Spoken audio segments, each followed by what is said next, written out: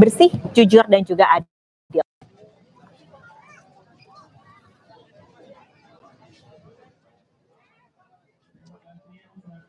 Kita akan jeda sejenak, saudara. Indonesia Memilih akan segera kembali. Enggak, ini ngecek gue sendiri. Cek.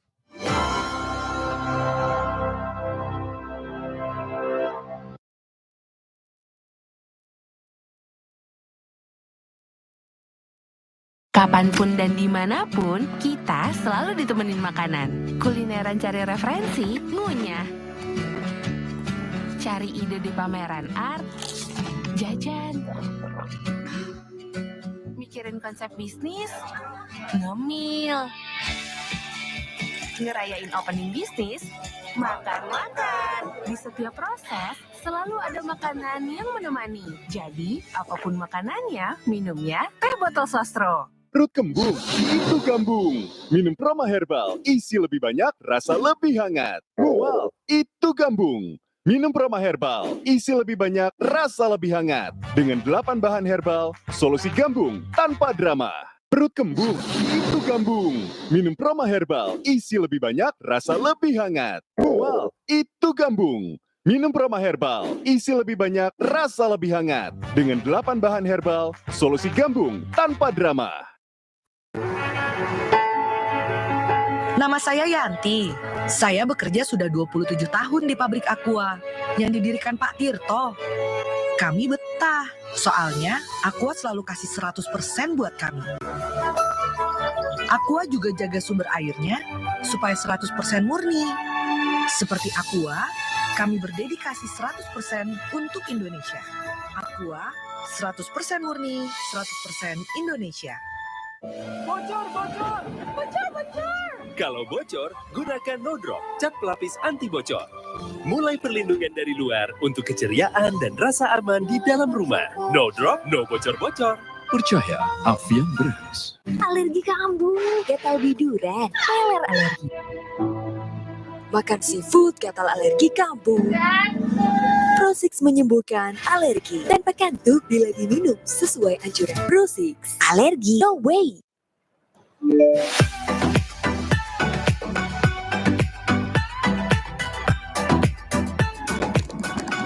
Speaker Tanaka ini suaranya tetap oke loh meski di outdoor. Bisa di pairing juga loh. Tanaka, suara hebat, harga hemat. Rohto, mata merah dan kering, Rohto V Extra. Mata kering, Rohto Dry Fresh. Mata merah, Rohto Cool. Mata lelah, Rohto Eye Flash. Mata iritasi ringan, obat mata Rohto, Rohto Cool Sensation.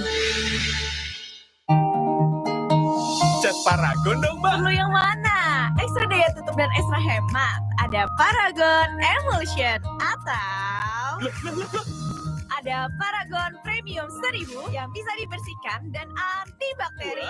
Atau ada Paragon Waterproof, anti bocor dan elastis.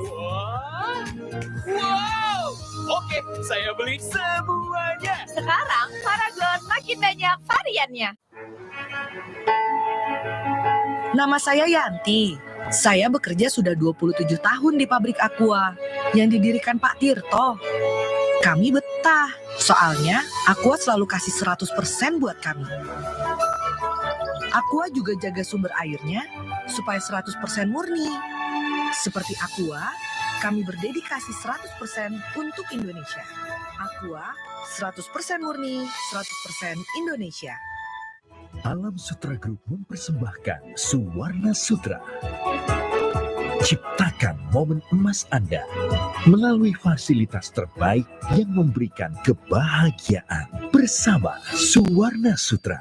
Based on research and science, Hada Labo creates perfect and simple. Nothing more, nothing less. Gokujun Premium Lotion, Shirojun Premium Lotion, Gokujun Alpha Premium Lotion. Unlimited glow, unlimited you. Hada Labo. Kualitas produk lokal boleh diadu, dibeli lokal. Kualitas produk lokal boleh diadu, beli lokal. Kualitas produk lokal, dah lah. Cek diskon spesial jutaan produk dibeli lokal. Tokopedia dan TikTok.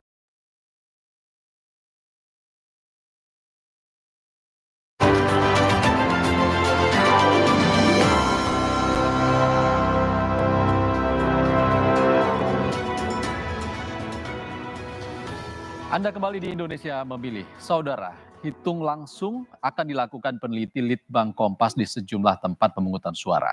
Ini merupakan skema atau cara yang dilakukan untuk memperoleh hasil hitung secara cepat. Namun kami tegaskan bahwa hitung langsung ini tidak mempengaruhi perhitungan suara resmi oleh KPU. Kami tegaskan sekali lagi, hitung langsung ini tidak memengaruhi perhitungan suara resmi KPU. Sudah ada 3 peneliti Litbang Kompas di TPS 3 calon presiden 2024. Ada Putri Arumsari di TPS Anies Baswedan, Novka Kuaranita di TPS Prabowo Subianto, dan Catherine Safa di TPS Ganjar Pranowo. Kita langsung menuju TPS Capres nomor urut 1 Anies Baswedan dulu. Ada Arum di sana. Selamat siang Arum. Arum, sebelumnya saya akan tanya dulu kondisi di sana seperti apa Arum saat ini? Saat ini kondisi mendung, tapi masyarakat antusias untuk tetap datang mencoblos. Sejak tadi pagi memang sudah mendung, tapi kali ini lebih mendung lagi.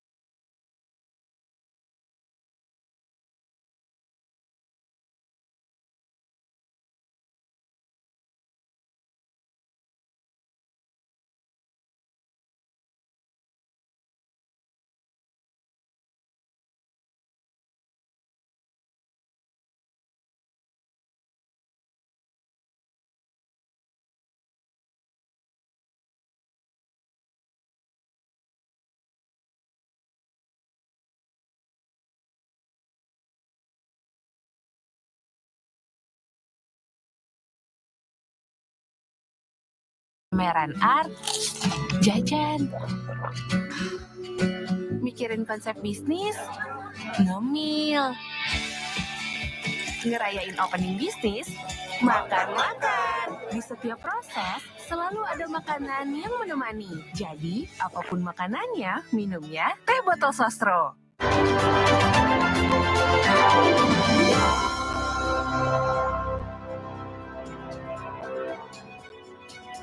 Anda masih menjadi bagian 48 jam nonstop di Kompas TV dalam Indonesia Memilih. Saya saat ini sudah bersama 3 narasumber. Sudah ada Titi Anggraini, anggota Dewan Pembina Perludem. Mbak Titi, selamat siang. Selamat siang, Mbak. Selamat siang. Ada Mas Adi Prayitno, pengamat politik sekaligus Direktur Parameter Politik Indonesia. Mas Adi, selamat siang. Selamat siang, Mbak. Oke, dan Pak Arief Budiman berlanjut ngobrol-ngobrolnya. Selain jadi narasumber, hari ini akan menemani saya jadi co-host. Bentar lagi jadi Ketua karyawan KPU. kayaknya Nah, ya. Pak Arief abis ini jangan jadi host ya, karena saya belum jadi ketua KPU. Kita nggak bisa tukeran. Oke, kita ngobrol soal pemilu tahun ini. Yang menarik dilihat adalah jumlah pemilih muda dan pemilih pemula yang naik signifikan. Dari 30% menjadi hampir 60%. Pertanyaannya sama untuk Mbak Titi dan Mas Adi. Seberapa signifikan sih akan mempengaruhi peta politik di Indonesia para pemilih muda ini? Mbak Titi. Iya, kalau dari sisi statistik ya pemilih muda yang berusia kurang dari 40 tahun itu jumlahnya sekarang 56,45% atau di angka lebih dari 113 juta pemilih. Nah kalau kita lihat konfigurasi kemenangan di mana Pilpres misalnya, ini bicara Pilpres dulu 50% plus 1, maka tentu saja suara mereka sangat menentukan dengan total pemilih kita 204 juta, 56,45% artinya kalau itu dikelola dengan baik, maka kemenangan itu akan lebih mudah untuk didapat. Tetapi memang melihat orang muda ini tidak bisa dianggap sebagai individu tunggal bebas nilai. Orang muda itu terpapar oleh lingkungan sosial, lingkungan politik, agama, kultur, budaya, pendidikan, geografis di mana dia tinggal. Sehingga itu membentuk karakter mereka begitu. Jadi kalau kita melihat karakter dan konfigurasi orang muda, maka juga harus melihat beberapa pertimbangan tadi. Meskipun kalau kita lihat nih, ini interaksi saya ya, kalau yang surveinya nanti Mas Adi yang lebih melihat bagaimana sesuatu secara lebih empirik begitu. Kalau ini pengalaman saja, orang muda itu mereka soal politik itu punya kepedulian, mau tahu, tetapi kadang-kadang ya terlalu rentan ya, misalnya dia senang hal-hal yang kontemporer, isu-isunya juga betul-betul isu-isu terkini, misalnya mereka peduli perubahan iklim, mereka peduli soal masalah lingkungan, pendidikan, lalu juga hubungan internasional, anti korupsi. Tapi juga ada yang berpikir yang mau yang sederhana saja, yang entertaining, yang menghibur. Nah, itu juga ada begitu. Nah, oleh karena itu kalau kita melihat pengaruh orang muda tentu saja dari sisi angka sangat berpengaruh, tetapi di saat misalnya kalau kita bicara politik yang atau kemudian pemilu yang lebih berorientasi pada harapan melahirkan politik gagasan, program dan lain sebagainya, ya hasilnya juga beragam sama seperti kelompok usia yang seperti kita ya, saya Gen X dan baby boomer atau pre-boomer begitu. Nah, jadi bicara orang muda memang punya kompleksitasnya sendiri. Tetapi kepedulian politik yang saya rasakan sekarang ini banyak sekali inisiatif-inisiatif gerakan politik, gerakan elektoral yang ternyata berangkat dari orang muda begitu. Nah, satu sisi memang ada rasa sedikit pesimis ya, karena melihat masih ada mereka yang pragmatis. Tetapi di saat yang sama kalau kelompok-kelompok yang tadi punya kepedulian pada isu politik, mau ambil peran di isu demokrasi, harapan itu tuh tumbuh dan timbul begitu. Tinggal sekarang nih bisa tanya Mas Adi berikutnya, jumlahnya banyakan yang mana gitu.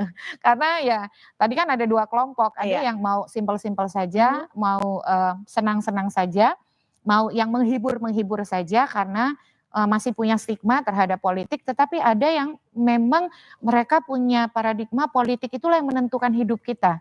Makanya tadi kan ada banyak program atau inisiatif kepemiluan yang motornya bahkan mereka yang berusia di bawah 25 tahun. Oke, jadi semakin muda berarti. Semakin muda. Di bawah 25 tahun. Ini Mas Adi, sama pertanyaannya.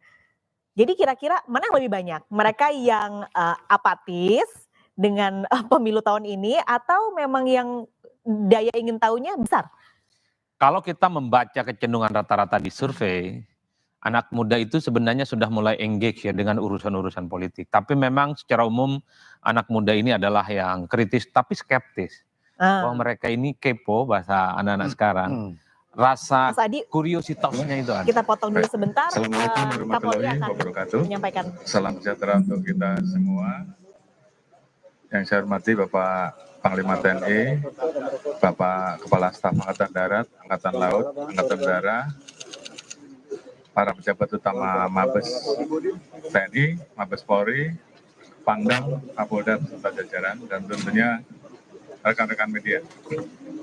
Hari ini kami bersama Panglima mengadakan pengecekan, khususnya anggota-anggota kita yang saat ini bersiaga di wilayah dekat Monas untuk memastikan kesiapan anggota dalam rangka melaksanakan pengamanan, khususnya terhadap potensi gangguan, baik pada saat pelaksanaan kegiatan, pencoblosan, sebelum dan juga tentunya pasca, karena kita tahu bahwa akan ada potensi-potensi yang dapat mengganggu situasi Kamtimas. Oleh karena itu kita pastikan terkait dengan kesiapan personel dan tentunya kami di-backup oleh Bapak Panglima hingga saat ini pasukan kita semuanya tergerak total gabungan kurang lebih 260.000 personil gabungan TNI Polri yang saat ini standby, ada yang di TPS, ada yang di komando, tentunya yang di TPS yang memiliki tugas, sementara yang berada di komando tentunya standby pos apabila ada potensi gangguan yang kita harus turun. Jadi kita memastikan bahwa personel-personel memahami tahapan-tahapan penggunaan kekuatan yang harus dilakukan pada saat menghadapi potensi gangguan. Saya kira itu, dan alhamdulillah sampai saat ini semuanya berjalan aman, terkendali, dan tentunya kita akan terus mengikuti sampai dengan rangkaian pencoblosan selesai, penghitungan, dan kemudian pasca itu dampak-dampak apa yang tentunya harus kita antisipasi untuk menjaga stabilitas Kamtibmas yang ada. Mungkin itu sementara. Terima kasih. Terima kasih Kapolri dan para kepala staf angkatan dan para insan media yang saya hormati. Kita sudah mendeploy untuk BKO kepada Polri 90.000 prajurit di seluruh wilayah Indonesia, yang ada di Jakarta 10.000, ada yang pengamanan ke TPS, dan ada yang standby force. Dari tadi malam kita sudah patroli bersama di seluruh wilayah. Alhamdulillah aman, hanya ada beberapa TPS yang susulan seperti di Demak dan di wilayah-wilayah Indonesia yang terkena bencana. Nanti akan dilaksanakan pencoblosan susulan atau relokasi wilayah. Demikian juga yang ada di wilayah Jakarta seperti di Tangerang, karena hujan mungkin akan dilaksanakan relokasi. Ya, kita harapkan pelaksanaan pencoblosan hari ini bisa berjalan dengan lancar, aman, tentunya didukung oleh seluruh masyarakat Indonesia. Demikian. Wassalamualaikum warahmatullahi wabarakatuh. Oke, silakan. Terkait dengan potensi gangguan ini apa saja Pak, lalu antisipasinya bagaimana, lalu untuk titik-titik rawan yang saat ini dideploy pasukan yang lebih banyak itu mungkin gimana saja? Baik, terima kasih. Terkait dengan pencoblosan, kita tentunya juga mendapatkan informasi dari teman-teman KPU bahwa tadi seperti dijelaskan Panglima, ada beberapa wilayah yang mengalami kendala seperti di Papua, sehingga kemudian di beberapa distrik, 3 atau 4 distrik kalau tidak salah, itu tentunya akan dilaksanakan pencoblosan yang jadwalnya dimundurkan karena memang ada kerusakan-kerusakan dan ini tentunya menjadi perhatian kita. Kemudian TPS yang tergenang sehingga kemudian harus direlokasi tadi seperti disampaikan. Ini kaitannya dengan pencoblosan dan juga beberapa kotak suara yang mungkin datang terlambat dibandingkan dengan yang lain. Ini juga tentunya menjadi perhatian kita. Pasca pencoblosan tentunya akan ada potensi yang kemudian bisa menerima terhadap hasil ataupun sebaliknya. Sehingga kemudian hal-hal tersebut tentunya kita antisipasi. Harapan kita semua dilakukan menggunakan proses hukum yang benar. Karena ada Bawaslu, ada KPU, ada MK. Jadi itu tentunya adalah institusi ataupun badan yang diberikan manakala ada protes terkait dengan hasil yang mungkin tidak sesuai dengan yang diharapkan. Itu tentunya himbauan kita gunakan jalur-jalur yang ada. Namun demikian tentunya ada potensi yang tidak puas dan turun ke lapangan. Tentunya kita menghimbau gunakan jalur yang benar, namun kita juga tetap ingin menjaga agar potensi-potensi yang kemudian melakukannya. Kapolri bersama Panglima TNI baru saja menyampaikan bahwa polisi dan TNI akan terus mengawal dan menjaga pemilu yang aman, terutama untuk beberapa lokasi yang saat ini sedang terkena bencana dan akan menggelar pemilu tidak pada hari tapi beberapa hari ke depan. Kita akan lanjut dialog tadi Mas Adi terpotong soal rasa keris yang tinggi untuk pemilih muda. Gimana Mas Adi? Ya belakangan memang di Pilpres 2024 itu kan kita sering disebut memiliki bonus demografi ya, karena jumlah pemilih muda kita luar biasa. Ada segmentasi yang menurut saya naik secara signifikan. Satu, anak muda belakangan ini mulai engage, yang kedua ini punya rasa ingin tahu, kuriositas yang menurut saya sudah mulai kelihatan signifikan di bidang politik ya. Minimal anak-anak muda ini searching soal siapa kandidat Pilpres di 2024, itu menurut saya menjadi suatu hal yang menjadi kabar baik ya, di mana anak muda sebelum 2024 adalah mereka yang sebenarnya lebih cenderung apatis. Dalam teori perilaku politik ada yang disebut dengan the problem of collective action. Anak muda ini punya problem tindakan bersama Pak, Mbak Titi, kemudian Mas Arief ya. Kenapa punya problem tindakan kolektif bersama? Anak muda ini cenderung merasa bahwa datang ke TPS dan nggak datang itu sama saja. Artinya apa? Mereka itu mengatakan bahwa untuk apa datang ke TPS kalau sudah ada kawan dan temannya datang ke TPS, toh yang menang jadi presiden itu bisa dinikmati bersama. Contoh Jokowi itu bisa diklaim menjadi presiden kita bersama oleh mereka yang datang ke TPS dan tidak datang ke TPS. Untuk apa capek-capek ke TPS, hujan-hujanan, ngantri jam 7, harus keluar jam 1 siang dan nggak dapat apa-apa. Dulu ada pola pikir di mana anak muda menganggap politik itu busuk. Dulu menganggap politik itu tidak pernah berpengaruh terkait dengan kehidupan mereka. Tapi per 2024 karena expose dari media massa, terutama media mainstream ya, ini juga menjadi varian penting di mana pola pikir anak muda yang dulu apatis dan nggak peduli mulai meningkat rasa ingin tahunya terhadap dunia politik. Inilah yang kita sukai. Nah yang kedua, kalau kita menghitung rata-rata, kita cek paslon 1, 2, dan 3, semua target politiknya itu mostly adalah ingin menyasar kelompok muda. Contoh, dari tagline-tagline yang mereka pakai, selepet, gemoy, satset, itu sangat tidak ilmiah. Jadi buat generasinya Mbak Titi, generasi saya sama Mas Arief, ini sangat nggak akademik gitu ya. Ini remeh-temeh, ini sesuatu hal yang nggak penting, dan tak ada narasi-narasi yang sebenarnya sifatnya intelektual. Tapi bagi anak muda ini penting untuk menginjeksi betapa di balik selepet, di balik gemoy, di balik satset, ada satu pesan yang ingin disampaikan. Selepet misalnya ini kan soal bagaimana mengakselerasi perubahan yang diinginkan oleh kubu Amin. Kalau gemoy itu kan ingin mengidentifikasi bahwa Pak Prabowo sudah melakukan transformasi politik ya, tidak seperti yang dibayangkan publik dulu yang kelihatan kaku dan relatifly misalnya tidak friendly. Ataupun misalnya satset, Ganjar sama Mahfud ingin menegaskan kalau jadi presiden mereka akan mengamputasi persoalan-persoalan korupsi dan hukum. Jadi memang anak muda itu adalah segmen yang menjadi darling, sehingga pesan-pesan politik, propaganda politik yang dilakukan oleh calon adalah soft selling, tidak hard selling, yang sifatnya akademik dan ilmiah itu. Dan yang paling penting kalau saya melihat, exposure soal kampanye yang dilakukan oleh paslon ini pasti ingin menyasar anak muda yang jumlahnya besar itu, bisa dicek rebutan TikTok belakangan. Karena memang TikTok itu adalah pasar di mana memang anak muda itu ingin tahu persoalan-persoalan politik.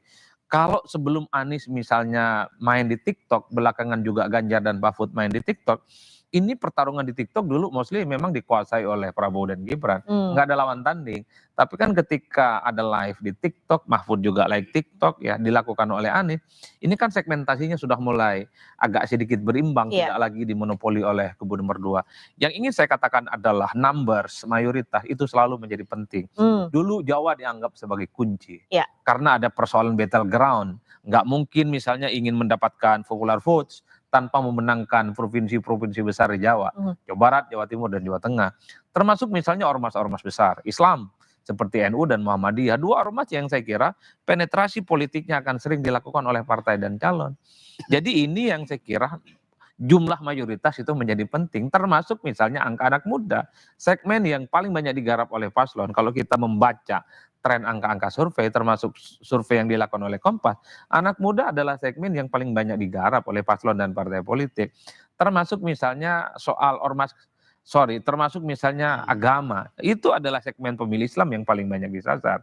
Makanya kedekatan 1, 2, dan 3 diekspos misalnya dekat dengan ulama, habaib, itu lebih jauh lebih ekspos dibandingkan dekat dengan tokoh agama-agama yang lain. Apa yang ingin didapatkan?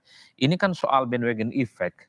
Seberapa sering dan seberapa dekat ya para pemimpin, calon pemimpin di 2024 ini dekat dengan kelompok-kelompok mayoritas, diharapkan dia akan menjadi faedah elektoral. Dia akan mendapatkan elektabilitas dan dia bisa mengunci kemenangan. Ya inilah era di mana memang kita menghadapi persaingan politik yang cukup luar biasa, segmentasi politiknya juga berubah.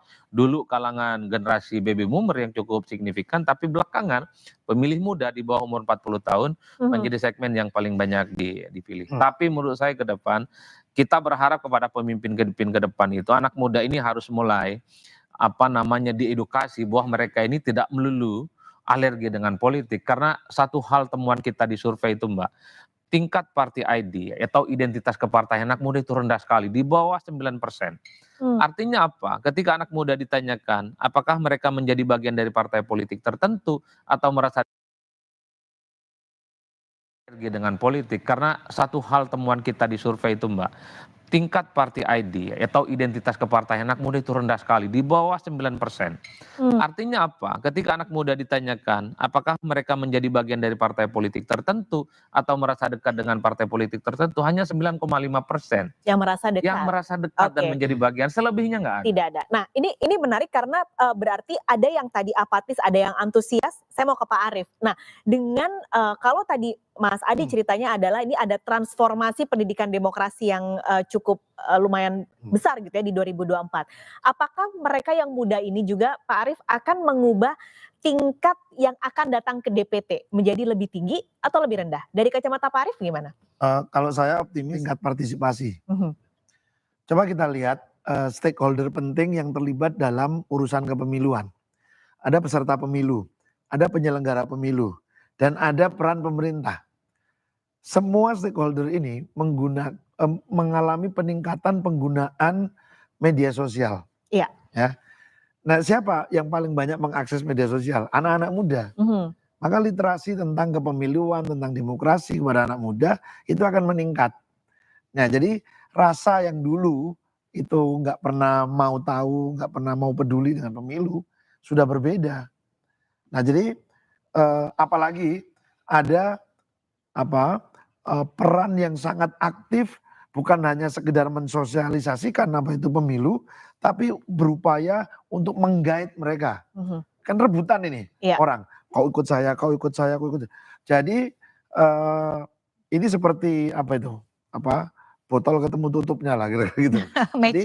Matching, klop. Nah, jadi menurut saya potensi untuk terjadi peningkatan tingkat partisipasi itu cukup besar. Apalagi sekarang nih Mbak ya, di anak muda itu karena penggunaan media sosial, media perpesanan, itu kan ada fenomena yang disebut dengan FOMO itu ya, fear of missing out gitu ya. Nggak ikutan nggak seru. Betul, gitu. betul. Nah, apalagi sekarang, dulu itu memang diskon-diskon tuh sudah ada, tetapi karena penyebarannya relatif agak lambat, sekarang tadi pagi ya, dari semalam. Dan seperti tadi pagi tuh dibombardir tuh, diskon dari ini, diskon dari sini, dari sana begitu. Dan itu ternyata saya temui di beberapa grup, misalnya karena saya satu WAG dengan teman-teman mahasiswa, jadi saling memotivasi. Dan kemudian menjadi tren, foto dengan jari, foto dengan latar belakang TPS. Jadi memang membangun ekosistem dan suasananya itu menjadi berbeda, karena dia melibatkan tren.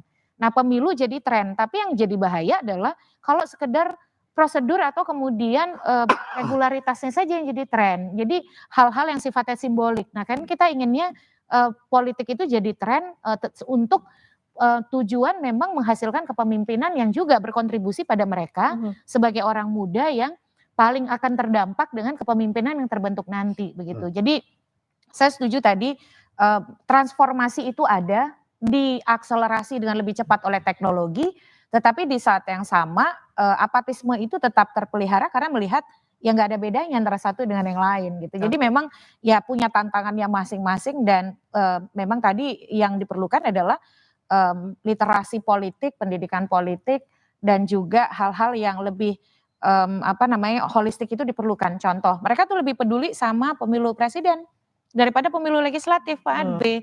Jadi merasa masih mempertanyakan kenapa saya harus nyoblos DPR, Sebenarnya itu nggak kalah penting kan ya daripada presiden. Nah, tapi kalau bicara media sosial selain tadi tren-tren yang muncul, ada juga tren kawal suara nih Mbak. Nah ini sudah mau jam 12 sampai jam 1 beberapa TPS sudah mulai bisa dengan aturan yang berbeda kalau nggak punya undangan. Nanti kita ngobrol soal itu Pak Arief, Mas Adi dan juga Mbak Titi, tapi kita jeda sejenak. Indonesia Memilih akan segera kembali.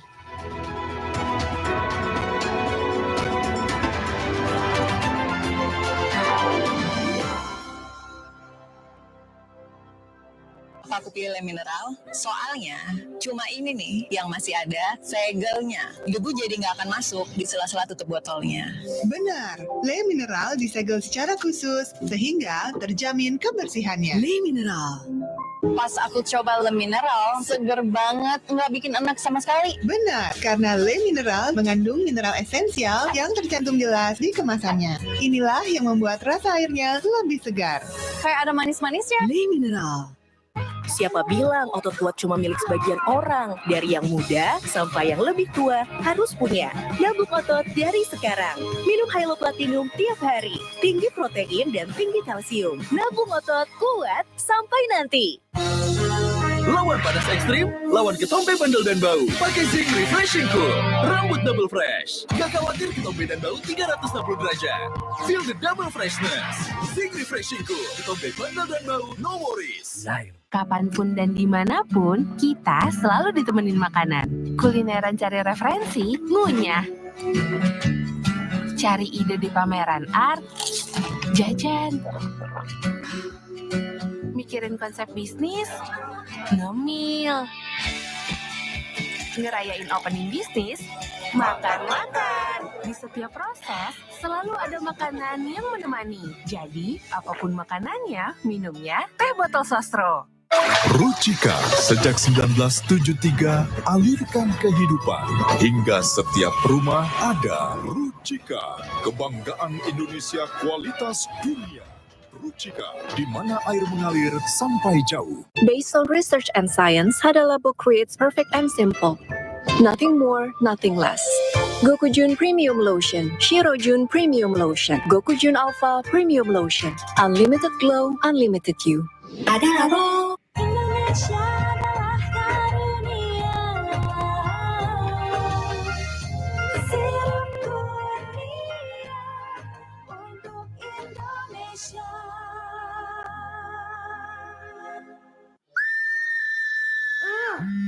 Wah, cooler kamera. Waktunya refreshing.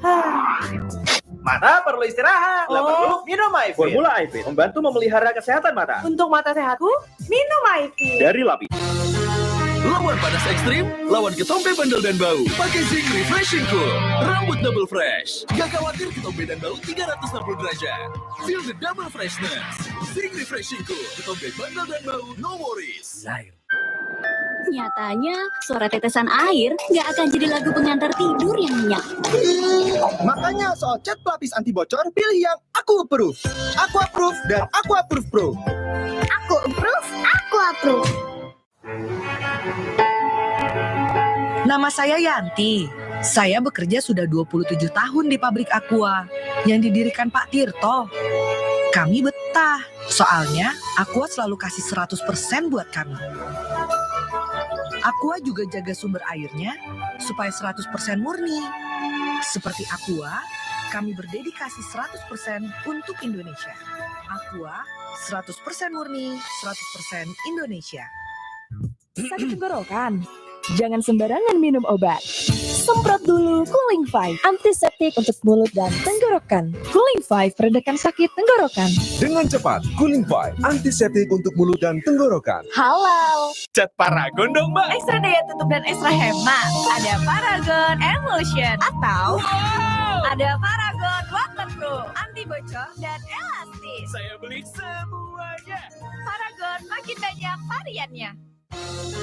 Lawan panas ekstrim, lawan ketombe bandel dan bau. Pakai Zinc Refreshing Cool. Rambut double fresh. Gak khawatir ketombe dan bau 360 derajat. Feel the double freshness. Zinc Refreshing Cool. Ketombe bandel dan bau, no worries.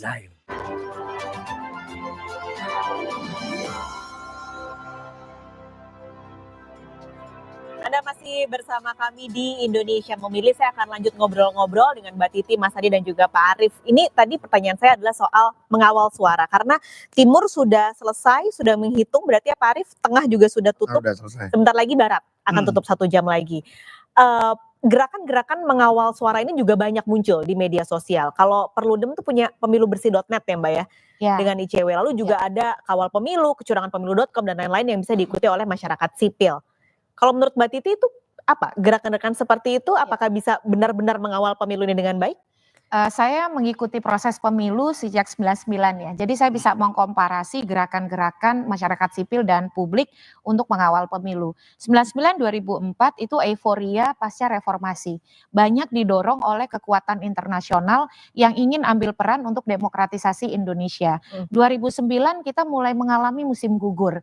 2014-2019 bisa dikatakan situasinya makin statis begitu ya. Sulit sekali menghadirkan gerakan-gerakan organik karena terkendala oleh banyak hambatan, sumber daya, keuangan, dan lain sebagainya. Apalagi ditambah kehadiran Bawaslu, itu seolah-olah mengambil alih pengawasan oleh negara yang dilengkapi oleh kewenangan, personel, dan keuangan oleh negara dibiayai semuanya. Itulah mengalami betul-betul penurunan signifikan gerakan untuk pengawalan pemilu, tahapan, dan juga suara. Nah sekarang timbul secara organik. Dan itu dipicu terus terang saja ketika ada kontroversi-kontroversi ketika dimulainya tahapan pemilu. Bahkan ketika mulai rekrutmen penyelenggara pemilu. Ditambah lagi misalnya verifikasi partai politik kan terjadi manipulasi yang melibatkan penyelenggara pemilu dan terkonfirmasi oleh putusan DKPP. Dan semakin kesini pencalonan yang melibatkan politisasi pengadilan, narasi itu kemudian menimbulkan kesadaran kita harus berbuat sesuatu. Suara kita ini berharga, suara kita hanya ada satu, jangan sampai kemudian dia termanipulasi, tercurangi. Jadi gerakannya justru lahir dari bawah nih. Dan ini menurut saya menjadi sesuatu yang istimewa dari 2024. Misalnya saja Jaga Suara 2024, Pak Arief Budiman juga terlibat. Mengajak betul para publik masyarakat, nanti selesai pemungutan suara bolehlah pulang makan dan lain sebagainya. Jangan sampai asam lambungnya naik begitu ya. Tetapi setelah jam 1 kembali ke TPS, ikuti proses penghitungan, ambil foto hasil dan upload ke aplikasi Jaga Suara 2024, bisa juga lewat website Jaga Suara .com atau .org ya Pak ya, jagasuara2024.org. Nah hal-hal seperti ini menurut saya media juga perlu bantu, karena selain mengawal suara kita supaya tidak tercurangi, termanipulasi, bagian dari menjaga akuntabilitas dan transparansi petugas, di saat yang sama kita ini jadi pembelajaran demokrasi. Betul, ini Jadi yang betul-betul, penting. ini untuk apa sih negara meliburkan kalau kita tidak menjadikan ini sebagai momentum pendidikan politik demokrasi kolosal seluruh Indonesia. Yang juga bisa ikut mengawal adalah Hitung Cepat sebenarnya. Nah, Litbang Kompas punya saudara Hitung Cepat yang nanti juga bisa Anda saksikan data-datanya. Kita akan lihat dulu di pusat data Litbang Kompas yang ada di Menara Kompas kondisinya bagaimana karena sudah bisa menghitung mulai melihat di Indonesia bagian timur. Ada Jihan Novita di sana. Jihan silahkan. Baik, terima kasih Pak Calis. Halo, selamat siang saudara. Selamat datang di Pusat Data Litbang Kompas di Menara Kompas, Jakarta. Saudara, dalam mengawal pemilu 2024 ini Litbang Kompas hadir dengan menyelenggarakan hitung cepat, hitung langsung, survei pasca pemilihan dan sebelumnya juga ada survei pra pemilu. Dan saudara Anda lihat saat ini tim yang berada di Pusat Data Litbang Kompas sudah mulai bekerja. Mereka bekerja mengolah data, mengumpulkan data yang sudah masuk sejak pukul 6 pagi tadi. Mereka melihat dan juga mengumpulkan dan juga memverifikasi data-data yang masuk dari 2000 TPS sampel yang disebar di seluruh wilayah Indonesia. Dan saudara, tim Litbang Kompas ini melakukan hitung cepat, bukan pertama kali dilakukan, bahwa sebelumnya juga Litbang Kompas sudah melakukan hitung cepat dari pemilu-pemilu sebelumnya yang dimulai sejak Pilkada Jakarta 2007. Dan perlu diinformasikan juga saudara bahwa kegiatan hitung cepat Litbang Kompas ini dibiayai sepenuhnya oleh Kompas. Ini dilakukan secara mandiri dan juga independen. Dan saudara, dalam pemilu 2024 ini Litbang Kompas menyelenggarakan hitung cepat ini dilakukan di 2000 TPS sampel dan pada tahun ini juga pusat data Litbang Kompas bukan hanya ada di Jakarta tetapi juga ada di 2 lokasi lainnya, yaitu ada di Kota Medan dan juga Kota Makassar, di mana Kota Medan ini yang menghimpun data dari TPS sampel yang berada di wilayah Indonesia bagian barat, sedangkan di Kota Makassar ini menghimpun data dari TPS sampel yang berada di wilayah timur Indonesia. Dan saudara, lalu mengapa alasannya? Mengapa akhirnya Litbang Kompas ini menyelenggarakan hitung cepat pada pemilu 2024 ini? Kita akan tanyakan dan bahas langsung dengan GM dari Litbang Kompas, ada Mas Ignatius Kristanto yang sudah hadir bersama saya di Pusat Data Litbang Kompas Menara Kompas Jakarta.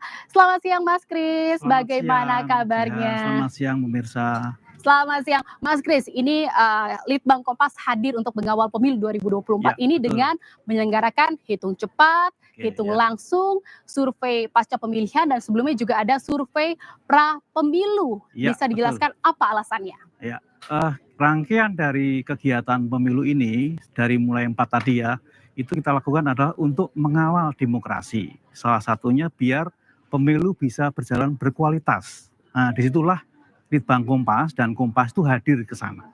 Itu hadir untuk mengawal Pesta Demokrasi 2024 ini. Tujuannya sebenarnya apa dari kegiatan-kegiatan yang dilakukan oleh Litbang Kompas dalam mengawal pemilu ini? Ya, kita tahu bahwa rangkaian pemilu di Indonesia itu kan panjang ya. Ketika dapat hasil itu panjang sekali, bisa 1 bulan begitu dari KPU mengumumkan gitu ya. Nah, disitulah kita coba untuk mengawal supaya suara pemilih itu nanti bisa dilihat secara cepat begitu, dan hasilnya nanti mendekati hasil dari pengumuman KPU di sana. 1 jam nanti jam 3 itu kita bisa lihat di situ.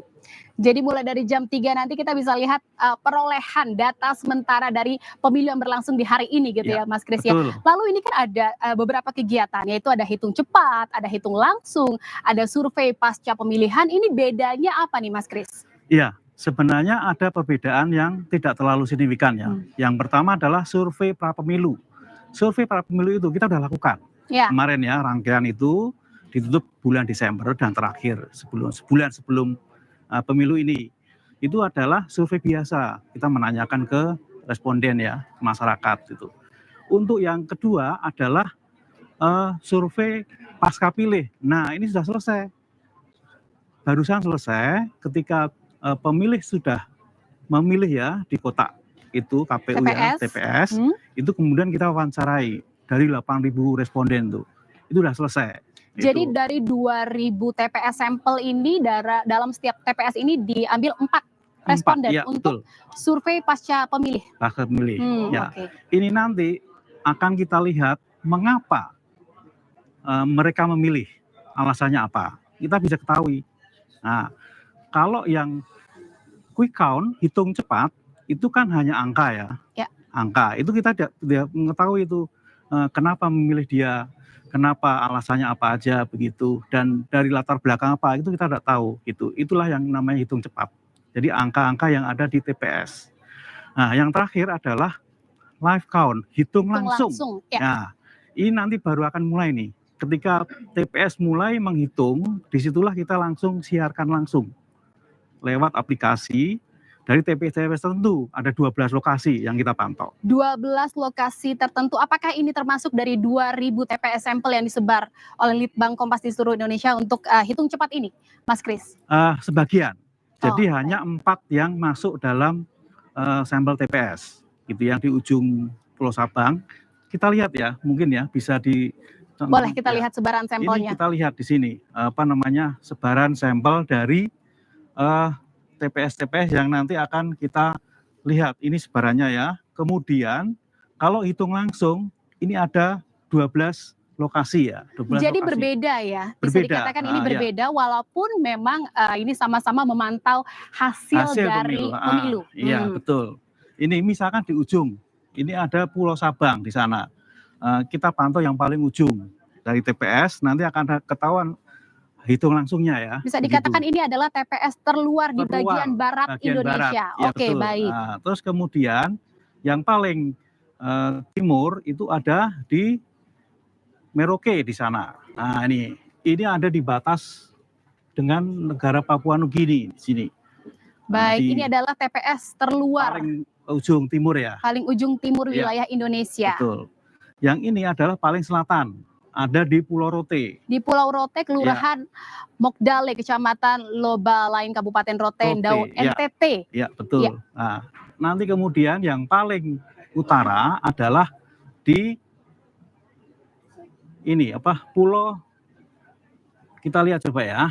Nah, ini di Kepulauan Talaut di sana. Baik, di Sulawesi Utara. Ini adalah TPS-TPS terluar di wilayah Indonesia. Betul, ini menjadi sampel dari hitung langsung. Nanti akan dilaksanakan sejak pukul... Sebentar lagi. Oke. Baik. Dan ini tadi adalah TPS hitung langsung, sampel dari hitung langsung. Ini juga tampaknya ada di Jakarta. Boleh diceritakan ini di Jakarta ini berbeda ya dengan TPS sampel dari 2.000 yang termasuk TPS sampel dihitung cepat. Nah, ini yang di Jakarta itu adalah khusus untuk calon presiden, kemudian wakil presiden, dan juga ada di Semarang yaitu nanti yang Pak Ganjar. Lalu di Jogja ada juga Pak Mahfud MD.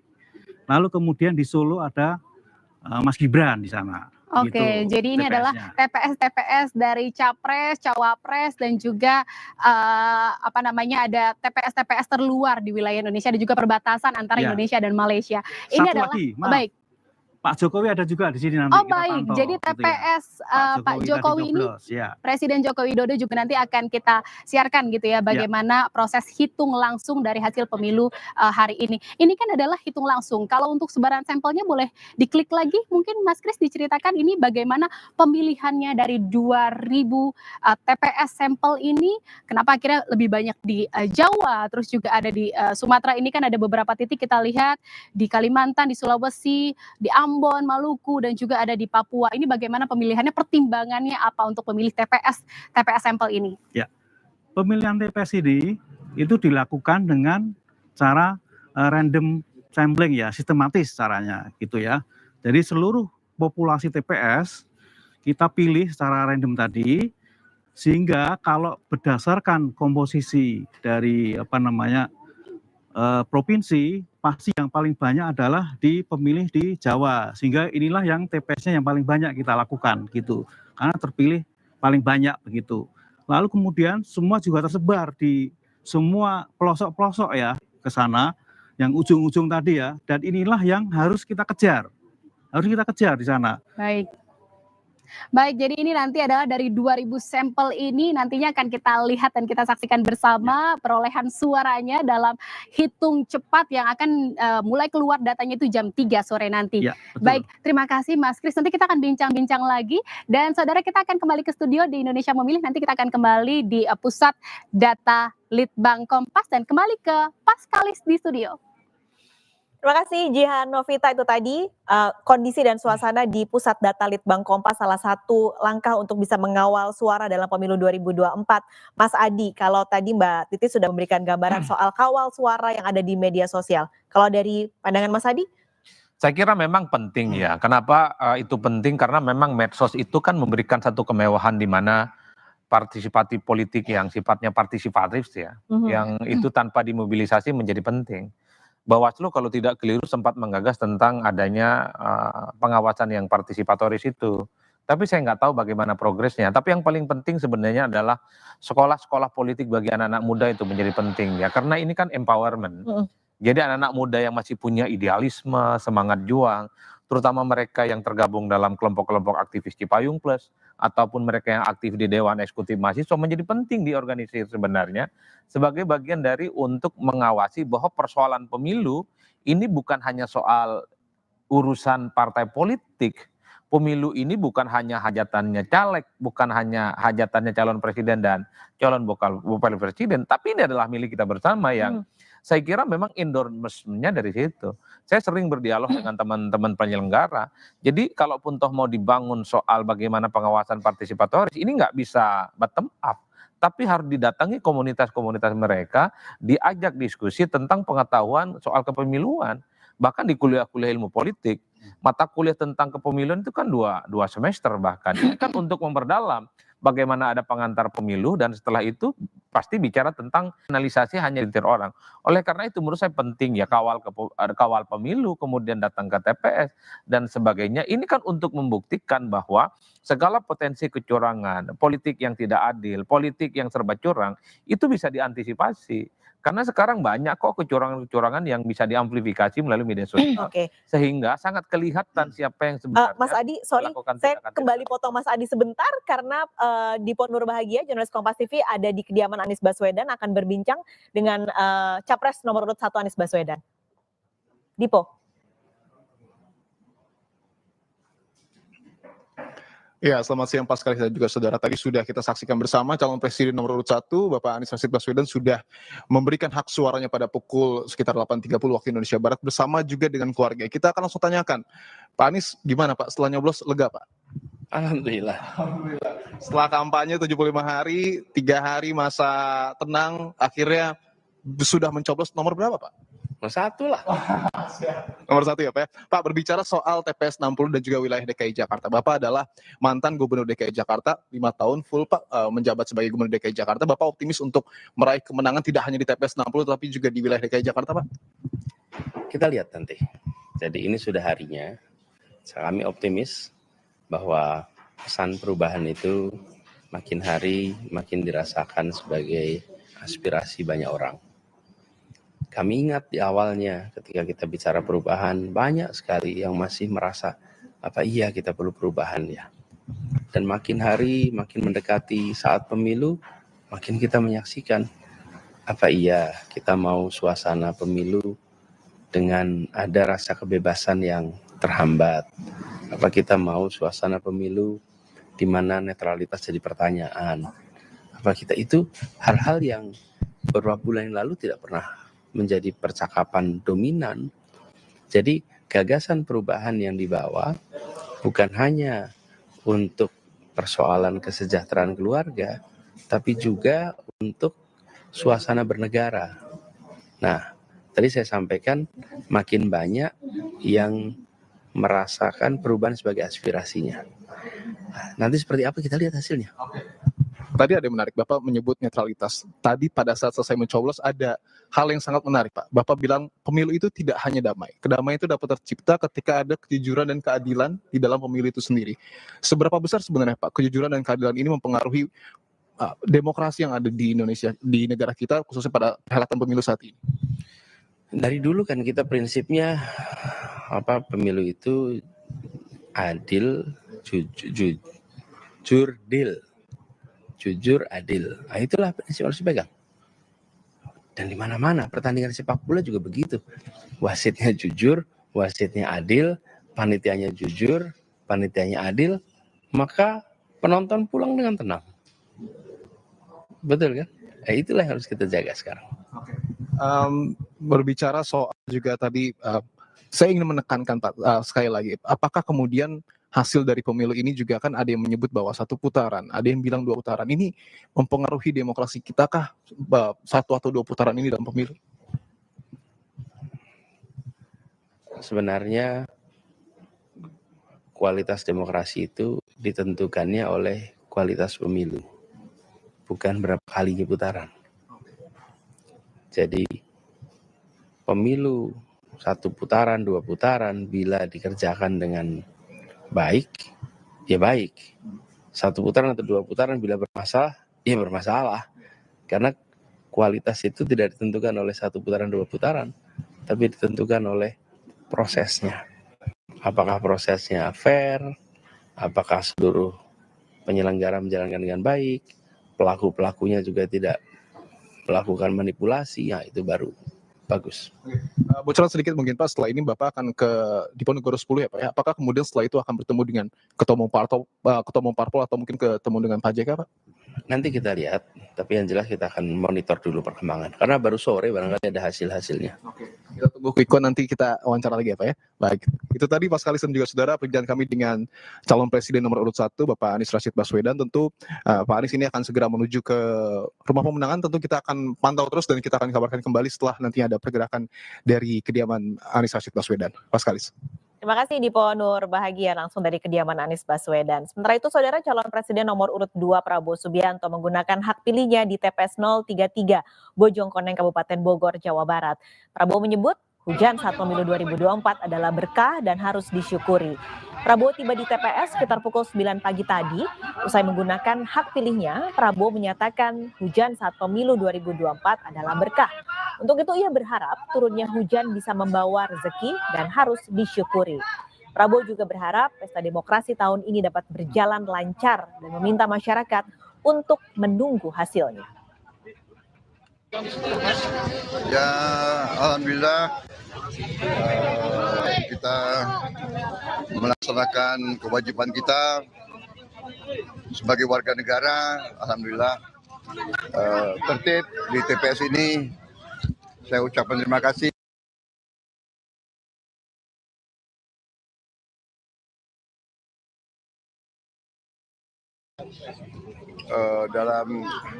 Dalam kepercayaan rakyat kita, hujan membawa berkah, hujan membawa rezeki.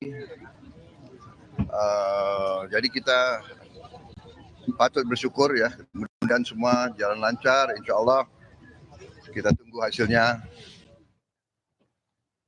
Usai mencoblos, calon presiden nomor urut 3 Ganjar Pranowo menyatakan siap untuk kalah. Ganjar juga berharap demokrasi terjaga di Pilpres 2024. Berikut wawancara jurnalis Kompas TV Niputu Trisnanda bersama Ganjar Pranowo. Mumpung masih berdiri, mau sedikit cerita sama penonton Kompas TV. Tadi sudah langsung disaksikan secara langsung proses pencoblosan bersama dengan Ibu Atiko, kemudian juga Mas Alam gitu. Kalau tadi melihat bagaimana proses pencoblosan, gimana Mas?